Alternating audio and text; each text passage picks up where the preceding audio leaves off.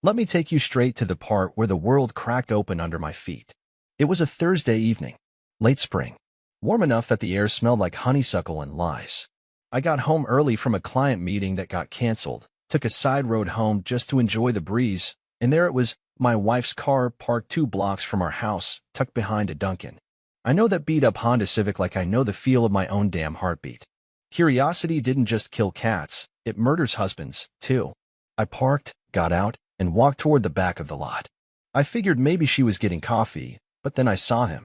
Some Jimbro-looking punk with a V-neck shirt 2 sizes too small, tattoo sleeves like he's trying out for a boy band reunion tour. He leaned into her window, and then they kissed. Like they were in their own damn music video. My stomach didn't just drop. It crashed. Her name's Ashley. Blonde, blue-eyed, fake innocent smile that used to make me melt.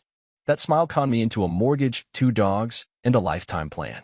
And here she was, lip-locking with Captain Muscle Milk while I stood across the parking lot like a damn extra in my own life.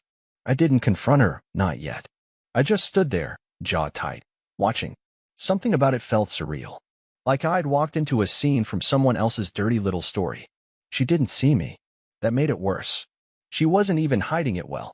Like my heart was a toy she was done playing with. I turned and left, quiet, methodical.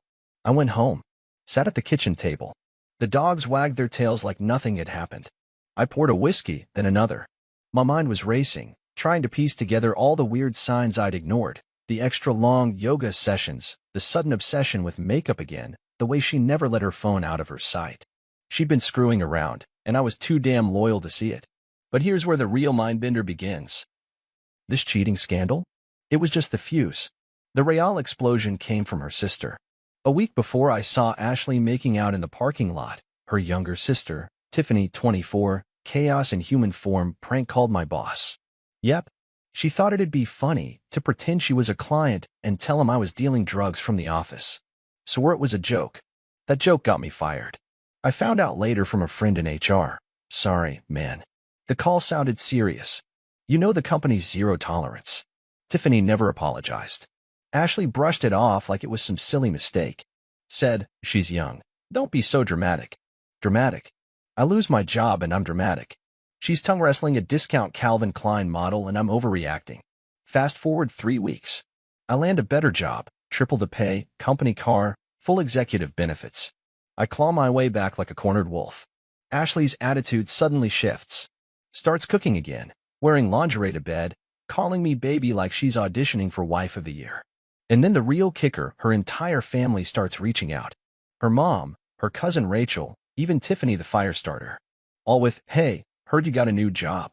Could you help me with messages, loans, rents, car payments? Like I was a walking ATM. No apology. No shame.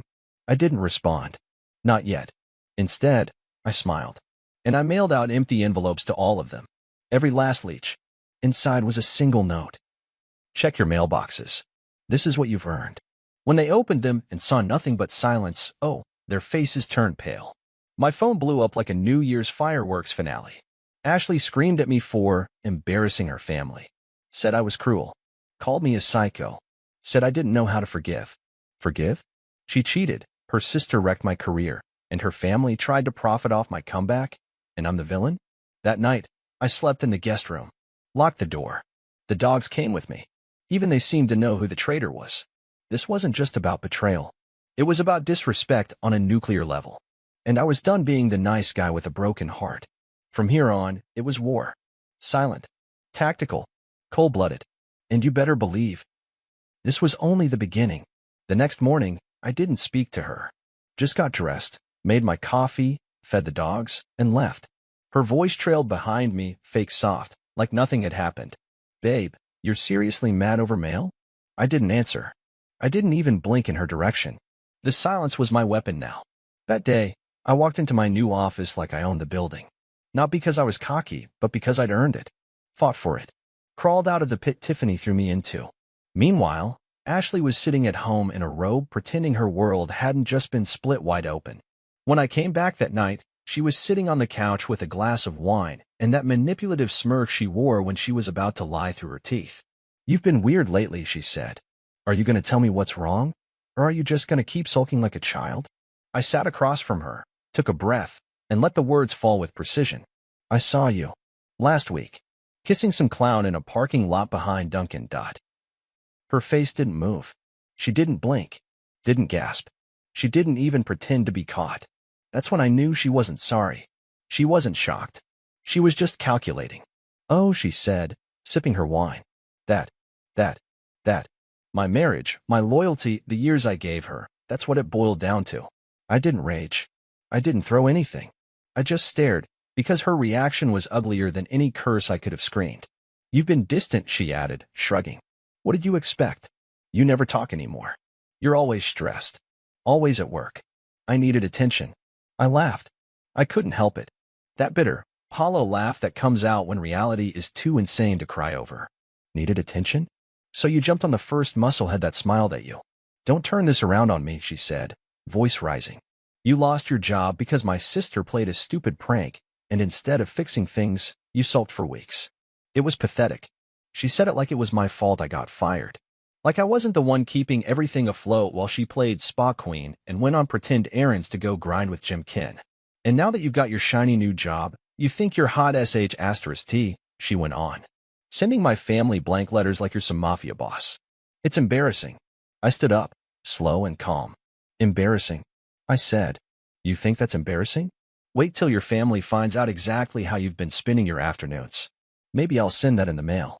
Her mouth twisted, like she wanted to scream but didn't know what to say. So she picked the one defense cowards always run to. You're being abusive, she hissed. Threatening me now?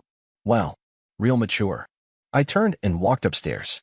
I wasn't going to waste another minute debating morality with a woman who thought loyalty was optional.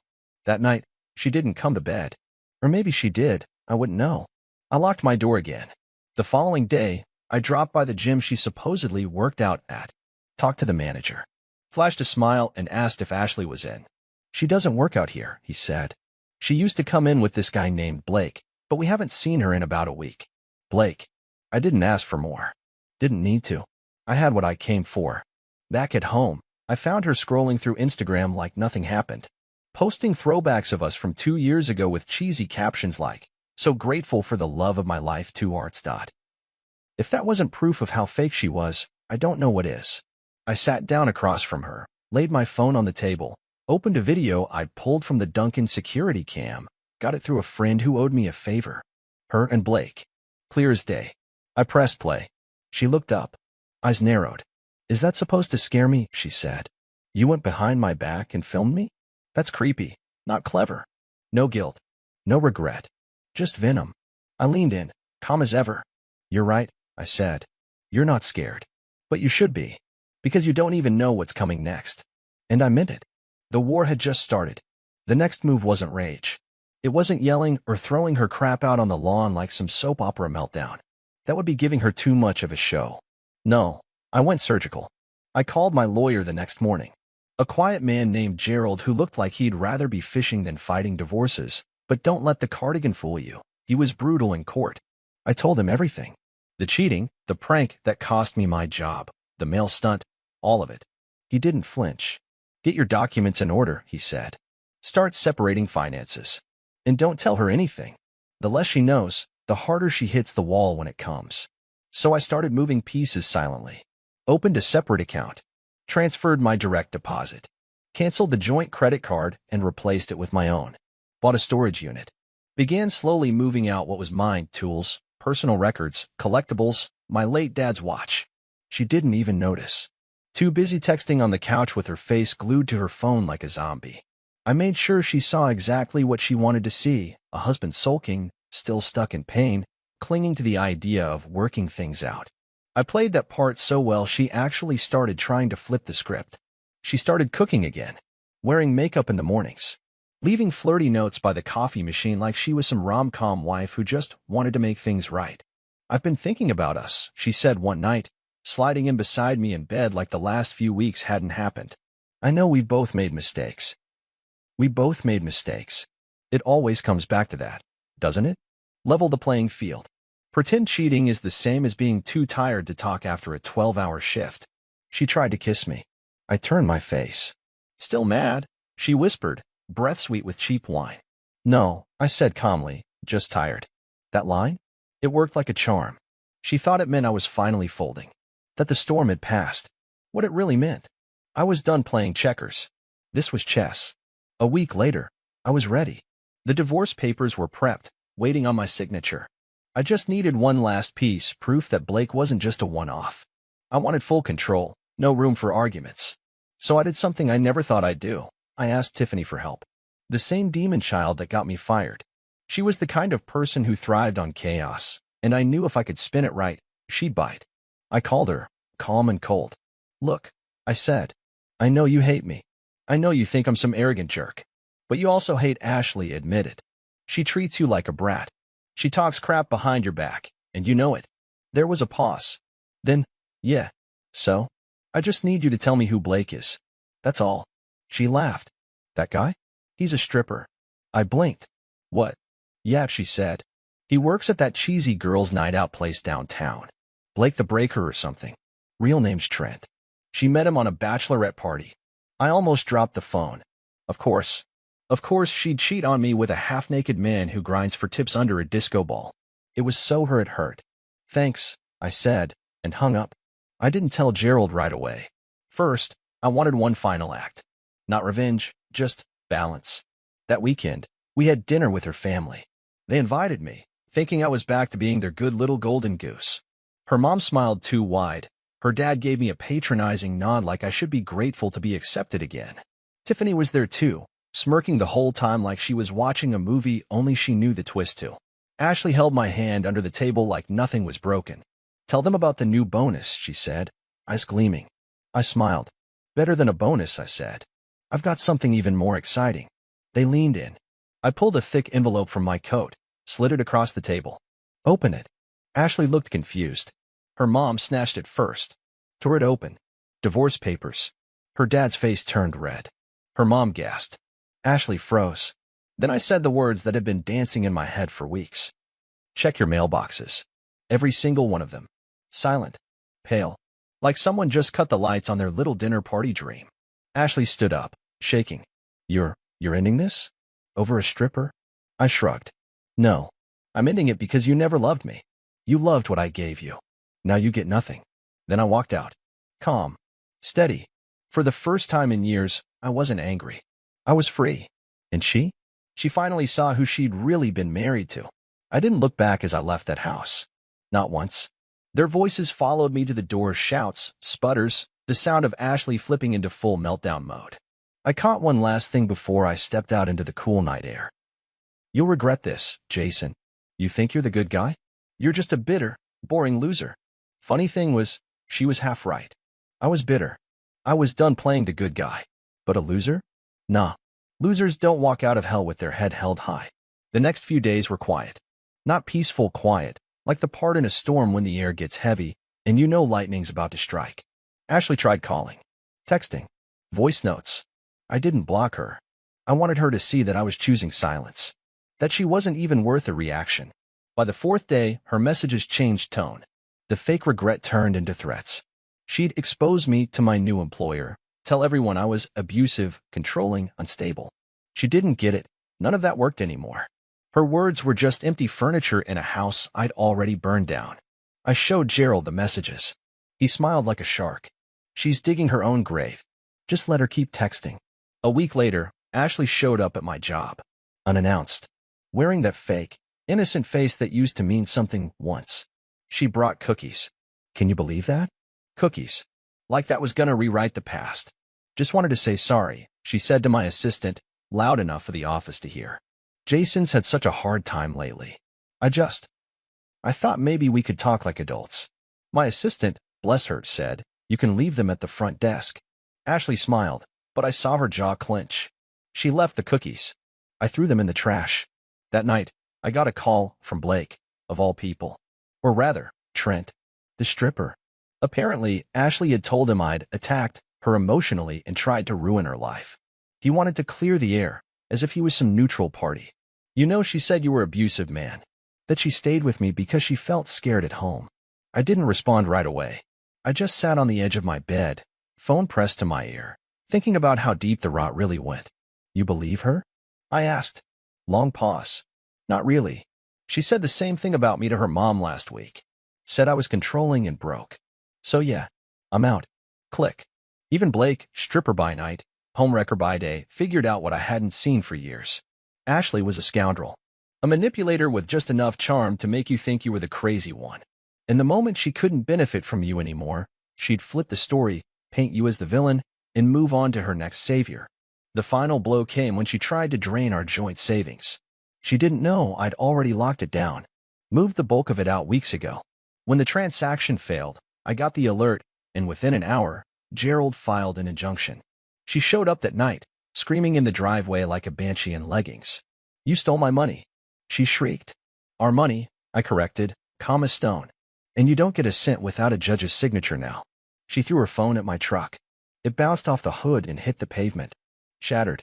It was almost poetic. "You're disgusting," she spat. "You're nothing without me." I stepped closer, close enough that she could see I wasn't playing anymore. "No, Ashley, I'm finally something because I left you." I turned, walked back inside, locked the door behind me. That night, I poured one last drink in the house we once shared. The divorce would be final in weeks. She'd get what she deserved, maybe a few things, legally, but emotionally? Nothing. The dogs curled up next to me. I watched TV, laughed for the first time in months. It wasn't a big laugh, just one of those quiet ones that sneaks out when you realize you're not stuck anymore. And I thought to myself, never again. Never again would I let someone like that wear me down, twist my loyalty, drain my spirit.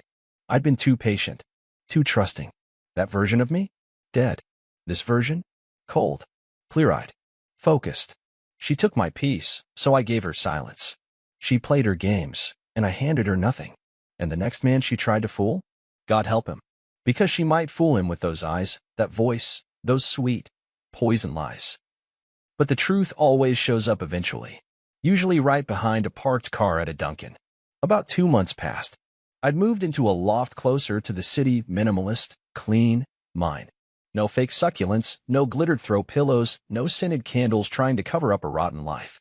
Just space and silence. I kept the couch, the dogs, and my sanity. Everything else stayed in the past. The court date came and went. Gerald was ruthless. Ashley showed up in this tight, white dress like she was walking into a Bravo reunion special. She tried tears. She tried charm. The judge wasn't buying it. Not with the messages, the footage, the evidence, the laughable cookie stunt at my office. She walked in with drama, walked out with a rude awakening and a warning from the judge about weaponizing lies. I didn't smile when we won. Not because I wasn't satisfied. I just didn't care anymore. My win wasn't court-ordered. My win was freedom. The papers didn't make me free. Her silence did. I stopped hearing from her after that. Not because she changed, she just found new prey. I'm sure. I heard through Tiffany that Blake dumped her not long after the court hearing. Said she was too toxic, even for a dancer who works bachelor parties.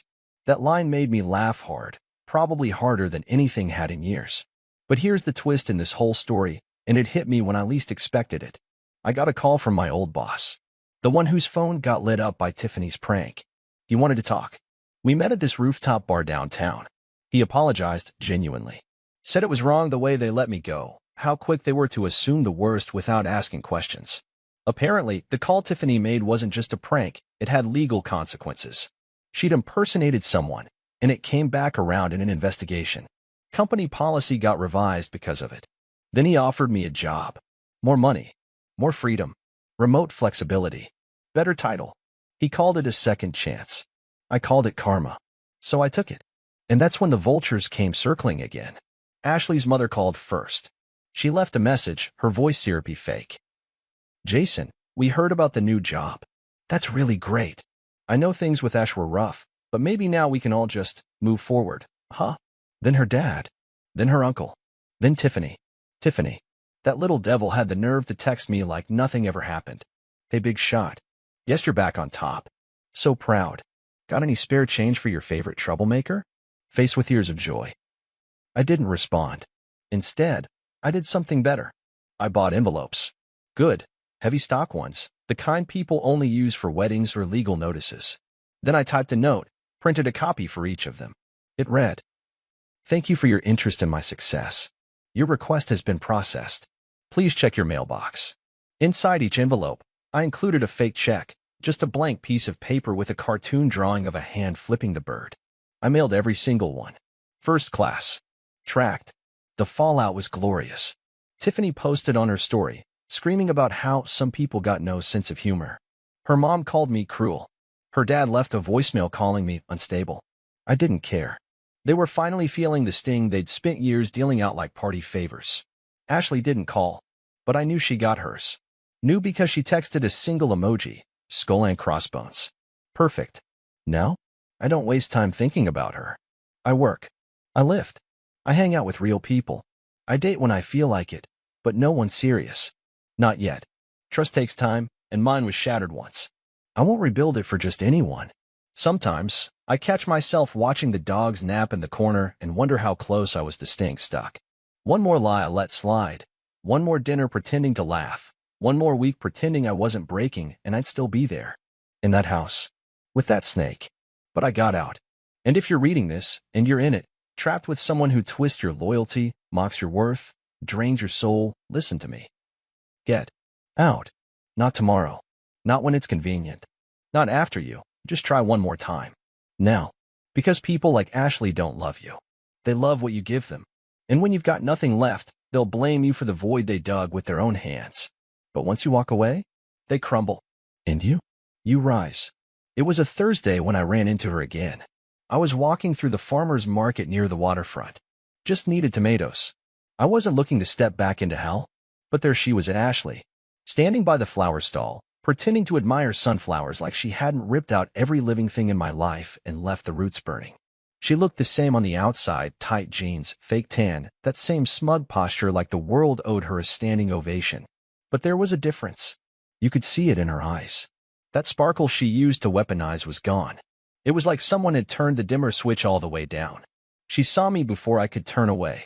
Jason, she called, smiling like we were old friends bumping into each other on vacation. I didn't stop walking.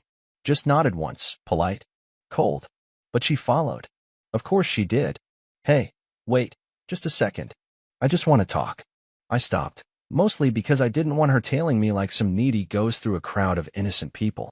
She stood close, too close, like we were still something. Like any of it still mattered. You look good, she said, biting her lip. That old trick. Different. Yeah, I said. Happy people look like that. She flinched. For real. No performance this time. It caught her off guard, because she was expecting the old Jason. The guy who would listen, who would fold a little under those lashes and her made-up memories. You don't have to be cruel, she muttered, trying for righteous. And you didn't have to blow up my life. Yet, here we are. There was silence.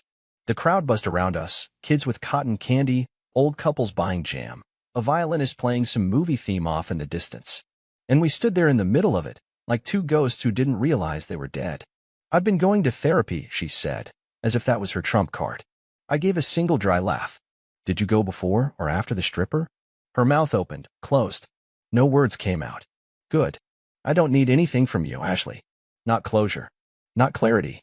Definitely not conversation. You had all your chances. You used them like scratch-offs. And guess what? You lost. I made mistakes, she whispered. You are a mistake, I said calmly, almost gently. And you're not mine anymore. So take care of yourself, whatever that looks like now. But I'm done with you. Then I turned and left her standing there with her fake flowers and real regret. That was the last time I saw her. But here's the truth people don't tell you. Healing doesn't come with a finish line. There's no parade, no magic sunrise, no movie ending where you stand on a mountain and scream, I'm free. It comes slowly. One morning you wake up and don't think about them. One afternoon you laugh and don't remember what her voice sounded like when she lied. One night you fall asleep without the weight of betrayal pressing on your chest like concrete. It took me months to stop hearing her voice in the silence. But it faded. And once it did, everything got clearer. I started mentoring younger guys at work.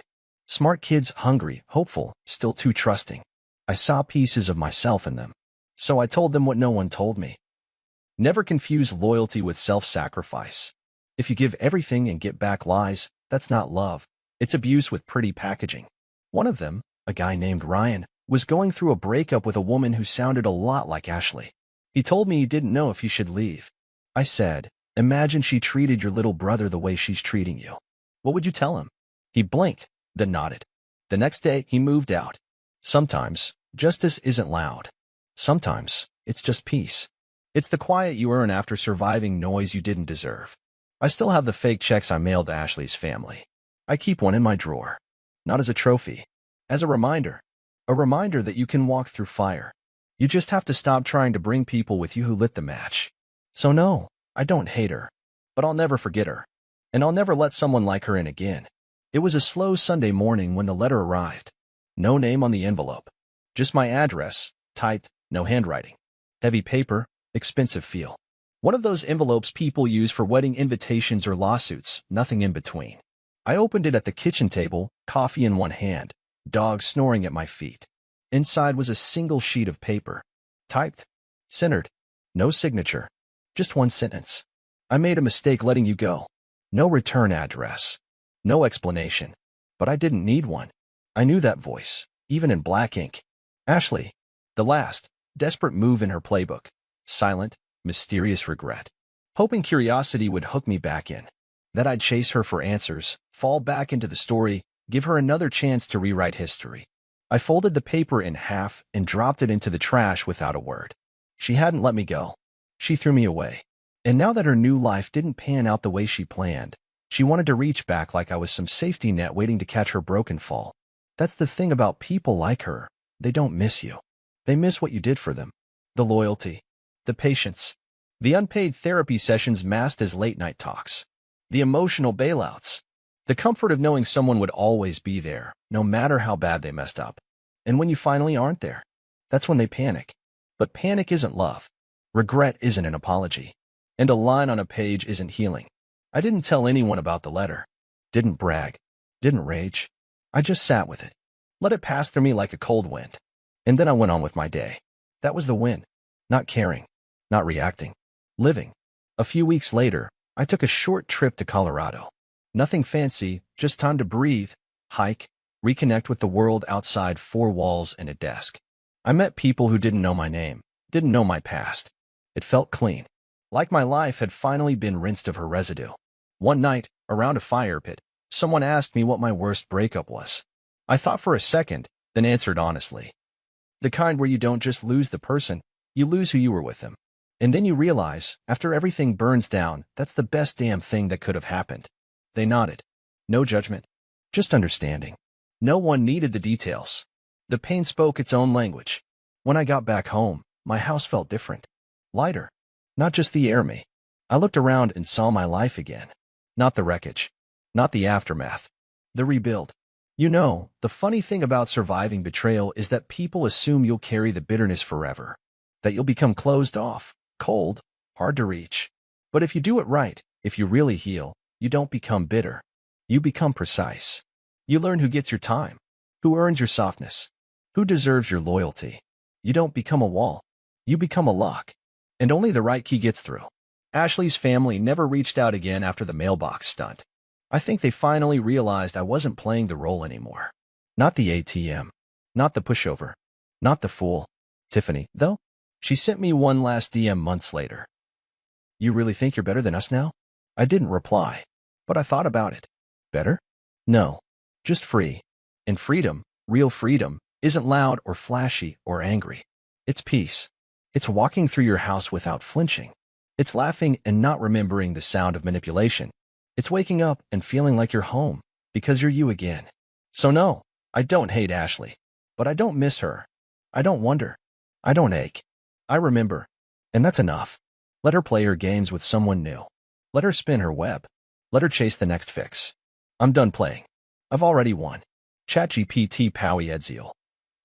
It ended, not with a bang, not with some final screaming match or cinematic revenge plot. It ended with nothing. No more texts. No more fake apologies. No more haunting memories dragging themselves into my quiet mornings. Just silence. And God, that silence was beautiful. You know what nobody tells you after you've been burned like that? That healing doesn't come from watching them suffer. It's not about getting the last word or proving them wrong. It's not even about forgiveness, not at first. It's about choosing yourself. Every single day. Especially on the days when it feels like the weight of what they did might crush your chest. You get up anyway. You breathe. You move. You live. Even when it hurts.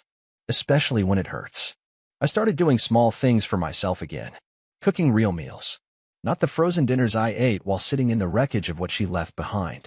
I called my mom more. I got back into photography, something I gave up when Ashley called it a waste of time. I hung some of my shots in the hallway. Every time I walked past them, it reminded me I exist outside of her. One night, I was walking my dogs, and this older guy sitting on his porch gave me a nod and said, "Man, you look peaceful." It hit me harder than anything Ashley ever said. Peace. That's what it was. Not victory. Not escape. Just peace. And if you've ever clawed your way out of a toxic relationship, you'll know peace is priceless. I used to think love was supposed to be complicated. That if it wasn't dramatic and messy and full of wild highs and bottomless lows, it wasn't real. But that wasn't love. That was addiction. Obsession. A loop of validation and destruction served on a silver plate called romance. What I want now is easy. Not boring, easy. Simple kindness. Steady loyalty. Truth that doesn't have to be torn from someone's mouth. A love that doesn't leave bruises on your soul. I met someone new recently. Her name's Morgan. She laughs with her whole chest, never tries to shrink me down, never needs to be the center of every room. We're taking it slow because that's what real healing demands. Not rushing into another storm, but learning how to enjoy the sun again. She doesn't try to fix me. She just sees me. And after everything, that's all I've ever wanted. So here's what I'll say to anyone out there still stuck, still bleeding, still staring at the ceiling wondering how someone they loved could tear them apart. You're not crazy. You're not weak. You're not too much or too little. You were just in the wrong damn story. Rip the pages out. Set the whole thing on fire if you have to. But rewrite it. On your terms. You don't owe anyone your pain. You don't owe closure to a person who slammed the door in your face. You don't have to stay where love feels like punishment. You get to leave. You get to grow. You get to become someone even you are proud to know. That's what I did. I stopped surviving. And I started living. The past? Let it rot. Let it collect dust in some forgotten drawer. It doesn't get to define me anymore. I'm not Jason, the guy whose wife cheated.